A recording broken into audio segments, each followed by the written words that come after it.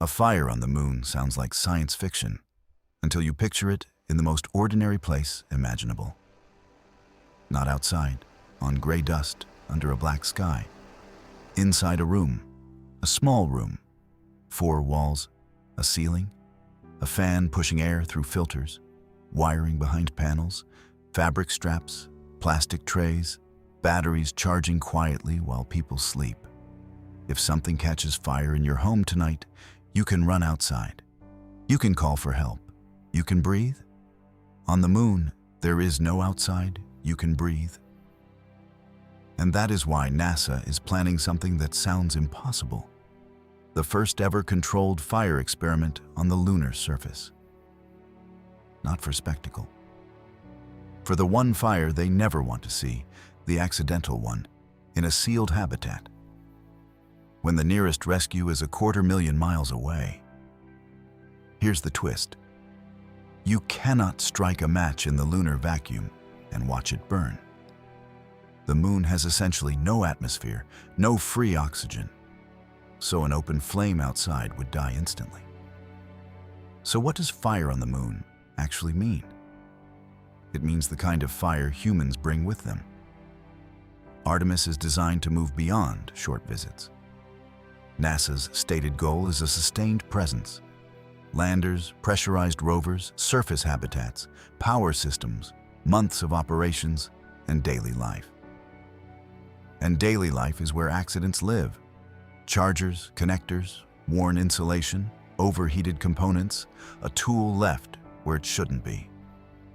Fire needs 3 things: heat, fuel, and oxygen. The moon supplies none of them. But the moment we build a habitat, we rebuild the fire triangle with our own hands. We bring oxygen tanks and life support systems. We pack the space with polymers, adhesives, insulation, wiring, Velcro, foam, fabrics, packaging, cleaning wipes, laptops, and battery packs. Ordinary materials sealed into an extraordinary environment where you cannot crack a window. NASA knows what fire can do in a confined space because NASA has been haunted by it. In 1967, during a ground test, Apollo 1 caught fire. The cabin was filled with pure oxygen at high pressure. A spark turned that capsule into an inferno. 3 astronauts, Gus Grissom, Ed White, and Roger Chaffee, died in seconds. The tragedy reshaped spacecraft materials, hatch design, testing protocols, and emergency procedures. But the moon introduces new variables, and they are the kind that punish confidence. On Earth, flames behave the way you expect because hot air rises. That rising hot air pulls in fresh oxygen from below. It's why candles flicker. It's why smoke climbs to the ceiling. It's why firefighters crawl low. On the moon, gravity is about 1/6 of Earth's. Hot air still rises, but buoyancy is weaker. The whole choreography of heat, oxygen, and smoke changes, subtly, and that's the danger. A flame may burn differently. Smoke may not layer the way designers assume. Toxic gases can build up in places your sensors were never tuned to watch. NASA has spent years studying combustion in microgravity, especially on the International Space Station. In orbit, flames can form rounded, almost spherical shapes. They can burn cooler, they can look gentle. But gentle can be deceptive, because reduced buoyancy changes how oxygen reaches the flame and how byproducts move away from it. Now take that knowledge and move it to the moon, where there is some gravity, but not enough to make Earth-based assumptions safe. You are not in weightlessness. You are not on Earth. You are in between. And in between is where models break. That is the practical reason NASA-backed researchers want hard data in lunar gravity and lunar conditions. Not just simulations, not just lab tests that approximate the environment. Measurements that tell engineers, with numbers, what happens when a specific spacecraft material ignites, how fast flame spreads, how quickly oxygen is consumed. what toxins are produced, and how smoke travels through a ventilated, sealed space. Because spacecraft and habitat safety standards are built on test data. If the data is wrong, the standards are wrong. And if the standards are wrong, the first real fire will not be an experiment. It will be a surprise, behind a panel, inside a battery compartment, in a place you cannot reach quickly. Reduced gravity can also make fire harder to recognize. Without strong, buoyant flow, a flame may not flicker dramatically. It may smolder. It may spread along a surface in a way that is less visible, but still lethal. A small fire can generate dangerous carbon monoxide. A small fire can strip oxygen from the air you need to stay conscious. A small fire can release toxic gases from plastics and adhesives that were never meant to burn in a room where every breath is recycled. Detection is its own problem. Smoke detectors and airflow sensors are typically designed around Earth-like behavior. In a lunar habitat, air movement is artificial. Fans, ducts, filters, and scrubbers. Smoke can be diluted, rerouted, or trapped. The first warning might not be smoke at all. It could be a carbon monoxide spike, or a crew member feeling dizzy, symptoms that can be misread as fatigue, stress, or a life support glitch. Then there is oxygen, the ingredient that keeps people alive and makes fires worse. Spacecraft atmospheres are engineered compromises. Enough oxygen for human physiology, low enough pressure to reduce structural mass, and controlled to manage combustion risk. Mission planners also have to consider space suits. Higher oxygen fractions can simplify pre-breathe protocols and reduce decompression sickness risk. The trade-off is brutal.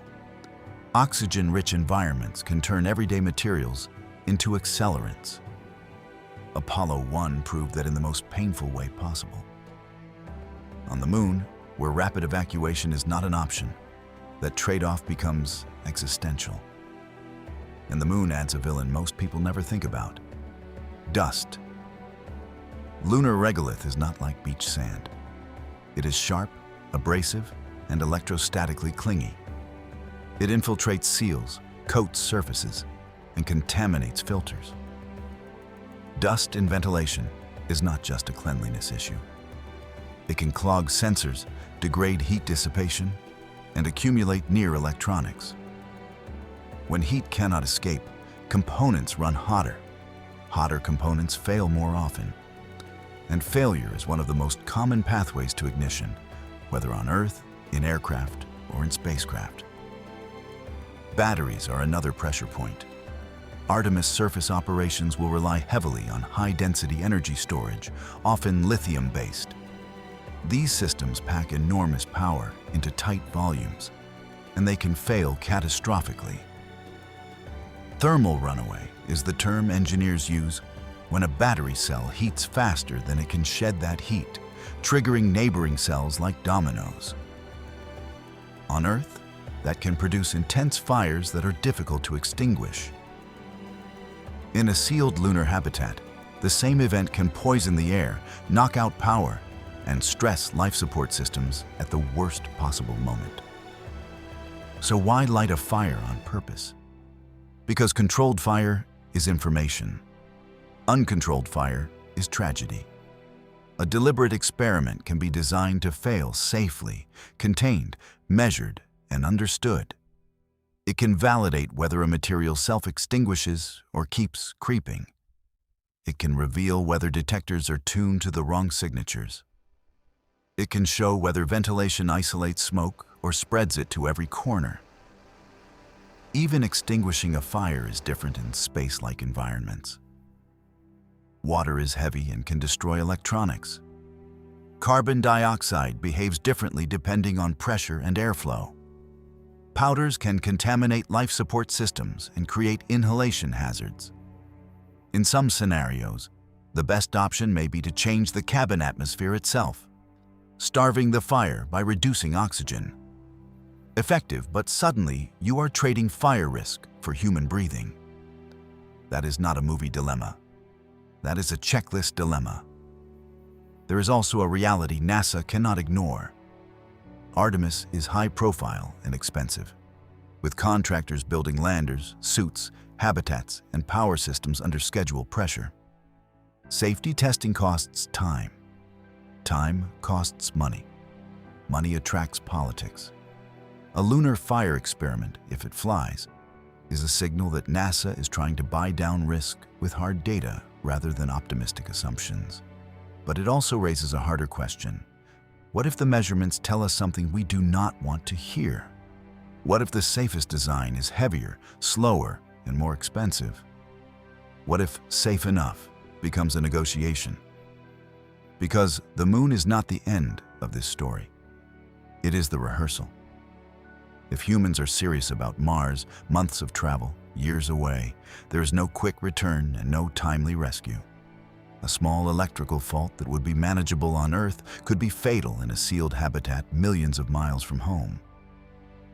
So this is what the first fire on the moon really means. Not a campfire in the dust, a controlled burn to understand the most ordinary threat in the most unforgiving place. One spark, one bad assumption, and a room with no outside. Rockets are not the hardest part of space exploration. Home is. And when the first flame is lit on the moon, carefully, deliberately, on purpose, the point is not to see it burn. The point is to make sure the next fire never starts where people are sleeping.